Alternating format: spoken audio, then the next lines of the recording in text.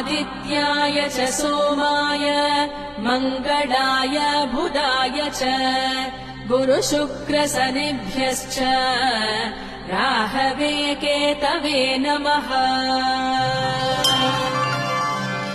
आदित्याय च सोमाय मङ्गलाय बुधाय च गुरुशुक्रशनिभ्यश्च राहवे केतवे नमः। आदित्याय च सोमाय मङ्गलाय बुधाय च गुरुशुक्रशनिभ्यश्च राहवे केतवे नमः। आदित्याय च सोमाय मङ्गलाय बुधाय च गुरुशुक्रशनिभ्यश्च राहवे केतवे नमः।